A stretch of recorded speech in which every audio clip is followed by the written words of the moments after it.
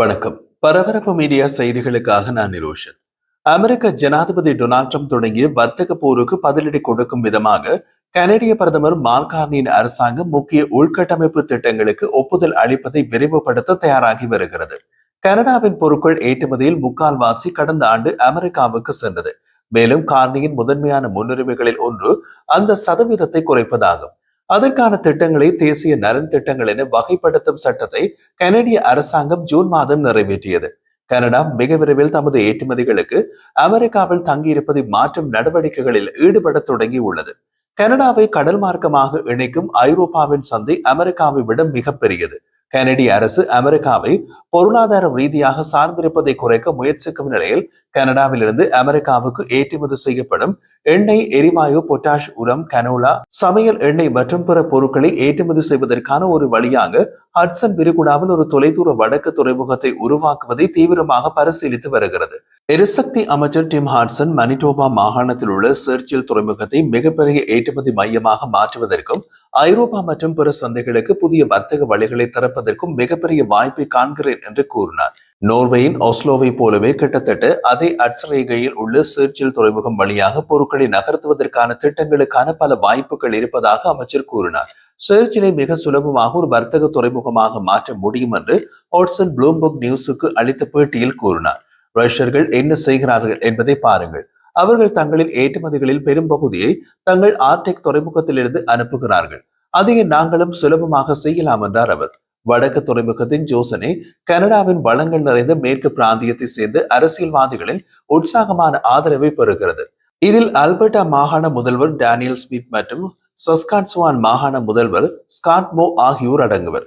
அவர்கள் மாகாணங்கள் தான் கனடாவில் எண்ணெய், எரிவாயு மற்றும் விவசாய பொருட்களின் முக்கிய ஏற்றுமதியாளர்கள். ஆனால் சில ஆய்வாளர்கள் சேர்ச்சிலை ஒரு சாத்தியமான கப்பல் பாதையாக சந்தேகிக்கின்றனர். பலதரப்பட்ட பொருட்களை கையாளும் திறன் கொண்ட துறைமுகமாக மாற்றுவதற்கு பல ஆண்டுகள் ஆகும். மேலும் பல பில்லியன் கணக்கான டாலர் செலவாகும்.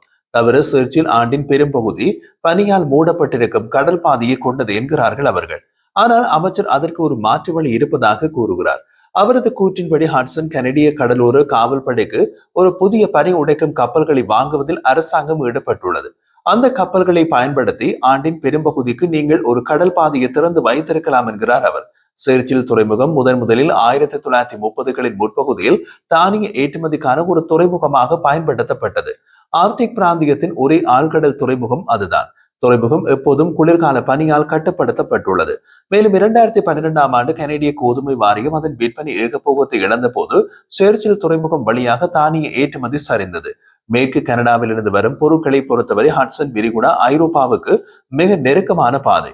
இது கனடிய தயாரிப்பு பொட்டாஷ், உரம், கனோலா, சமையல் எண்ணெய் ஆகியவற்றினை ஐரோப்பாவுக்கு அனுப்ப கடல் பாதையை வழங்குகிறது.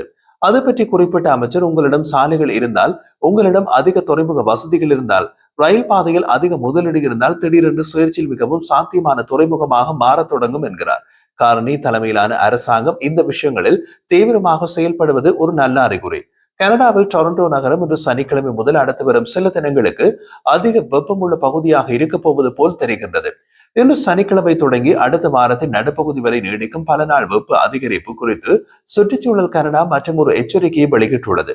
பகலில் வெப்பநிலை 30 முதல் 33 டிகிரி செல்சியஸ் வரை அதிகபட்சமாக உயரக்கூடும். அதே நேரத்தில் ஈரப்பதம் 35 முதல் 40 டிகிரி செல்சியஸ் வரை வெப்பமாக உணரக்கூடும் என்று வானிலை மையம் தெரிவித்துள்ளது. இரவில் வெப்பநிலை 19 முதல் 23 டிகிரி செல்சியஸ் வரை குறையும் என்றும் எதிர்பார்க்கப்படுகிறது.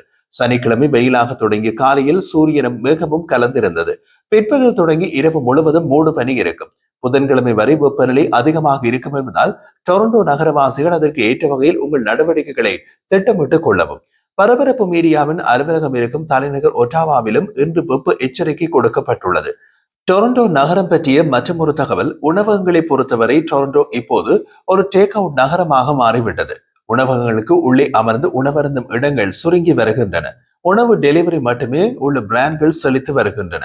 பூங்காவில் அல்லது நிறுத்தப்பட்ட காரில் சாப்பிடுவது டொரண்டோ நகரவாசிகளின் அன்றாட வாழ்க்கையின் வழக்கமான ஒரு பகுதியாக மாறிவிட்டது. வெஸ்ட்குயின் வெஸ்டில் உள்ள கேரிஸ் டேவரன் உணவகத்தின் சமையல்காரர் மற்றும் உரிமையாளர் மிஹிர் ஷீட் தனது சமையலறையை இரண்டாக பிரித்துள்ளார். ஒரு பக்கம் அவரது உணவகத்தின் நற்பெயரை கட்டியெழுப்பிய உள்ளே அமர்ந்து நிதானமாக உணவருந்தும் அனுபவத்தை கொடுக்கிறது. மறுபக்கத்தில் மேசை நாற்காலிகள் கிடையாது. அதிகரித்து வரும் தேவையை பூர்த்தி செய்வதற்காக இந்த வசந்த காலத்தில் அவர் தொடங்கிய டெலிவரி மட்டுமே பிராண்ட் பரபரப்பாக செயற்படுகிறது. உரிமையாளர் மிகிஷீன் கூறிய போது, எங்கள் உணவு உணவகத்தில் மிகவும் ரசிக்கப்படும் ஒரு அனுபவமாக இருந்தது. உணவின் தரம் மற்றும் அமர்ந்து உணவருந்தும் இடம் என்ற விதத்தில் வடிவமைக்கப்பட்டிருந்தது. இப்போது அந்த பாணி டொரண்டோ நகரம் முழுவதும் மாறிவிட்டது. கடந்த ஆண்டு உணவருந்தும் முன்பதிவுகள் குறைய தொடங்கிய போது ஷெட்ஜகாலை அறிமுகப்படுத்தினோம். குறைந்த விலையில் அதே பொருட்கள் மற்றும் அதே சமையலறையை பயன்படுத்தி உணவகத்தில் இருந்து வெளியே எடுத்து செல்ல மட்டுமே பயன்படுத்தப்படும் மெனு உருவாக்கப்பட்டது. உணவகத்தின் இருக்கைகள் நிரம்பாவிட்டாலும் கூட ஊழியர்களை தொடர்ந்தும் வேலையில் வைத்திருக்க இது ஒரு வழி. ஷெட்டின் கதை தனித்துவமானது அல்ல. கோவிட் தொற்று நோய் காலத்தில் இது உயிர் வாழும் உக்தியாக தொடங்கியது. இப்போது கோவிட் கிடையாது. உள்ளே அமர்ந்து உண்ணும் உணவு மீண்டும் வந்துவிட்டது. ஆனால் பல உணவகங்கள் மேசைகளை குறைத்து விட்டன அல்லது முற்றிலுமாக நீக்கிவிட்டன. கனேடிய நகரங்களில் டேக் அவுட் மற்றும் டெலிவரி ஒரு உணவு கலாச்சாரமாக மாறிவிட்டது. கனடாவில் ஈரானிய இஸ்லாமிய குடியரசு ஆட்சியின் அச்சுறுத்தல்கள் இந்த ஆண்டு அதிகரிக்க கூடும் என்று கனேடிய உளவுத்துறை CSIS எச்சரிக்கிறது. கனடாவில் ஈரானின் இஸ்லாமிய குடியரசை விமர்சிக்கும் விமர்சகர்களை குறிவைக்க டெஹ்ரான் குற்றவியல் கும்பல்களின் உறுப்பினர்களை அதிகமாக பயன்படுத்தும் என்றும் கனேடிய உளவுத்துறை கூறுகிறது.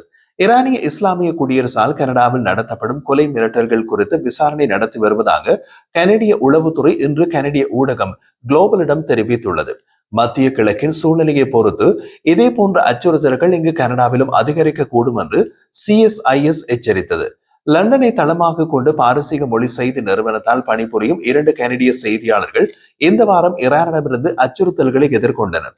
அவர்கள் ஈரானுக்கு எதிரான செய்தி வெளியிடுவதை நிறுத்தாவிட்டால் அவர்கள் கடத்தப்பட்டு ஒரு பையில் அடைக்கப்பட்டு கனடாவிலிருந்து ஈரானுக்கு கடத்தப்படுவார்கள் என்று ஒரு செய்தியாளருக்கு பலமுறை கூறப்பட்டது என்று CSIS இன்று எச்சரித்தது.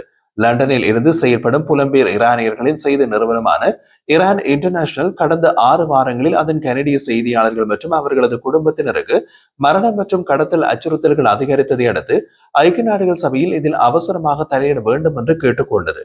அதையடுத்து கனடிய உளவுத்துறை CSIS இந்த விஷயத்தில் அதிக கவனம் செலுத்த தொடங்கி உள்ளது. ஈரானிய அணுசக்தி தளங்கள் மீதான அமெரிக்காவின் தாக்குதல் மற்றும் ஈரானிய மூத்த பாதுகாப்பு அதிகாரிகள் மற்றும் அணு விஞ்ஞானிகள் கொல்லப்பட்ட இஸ்ரேலின் தாக்குதல் ஆகியவற்றுடன் இந்த அச்சுறுத்தல் அதிகரிப்பு ஒத்துப்போனது. ஈரானிய இஸ்லாமிய குடியரசில் இருந்து வெளிப்படும் உயிர் அச்சுறுத்தல்கள் குறித்து CSIS தொடர்ந்து விசாரித்து வருகிறது. முன்னாள் நீதித்துறை அமைச்சர் இர்வின் காட்லரை கனடாவில் படுகொலை செய்ய ஈரானிய உளவாளிகள் நடத்தியதாக கூறப்படும் சதி கடந்த ஆண்டு முறியடிக்கப்பட்டது என்று RCMP தெரிவித்தது. டெஹ்ரானால் குறிவைக்கப்பட்ட ஈரானிய அதிருப்தியாளர்களை ஆதரித்த வழக்கறிஞரும் மனித உரிமைகளுக்கான ரவுல் வாலன்பர்க் மையத்தின் நிறுவனருமான இவர் ஈரானின் ஹிட் லிஸ்டில் தொடர்ந்து இருக்கிறார். அதனால் கனடாவின் 24 மணி நேர போலீஸ் பாதுகாப்பையும் பெற்றுள்ளார். Canada, Britain, America, Sweden, Germany, துருக்கி மற்றும் பெல்ஜியம் ஆகிய 7 நாடுகளில் உள்ள பாரசீக மொழி செய்தியாளர்களின் பாதுகாப்பை பாதுகாக்க நடவடிக்கை எடுக்குமாறு ஐநா அழைப்பு விடுத்துள்ளது.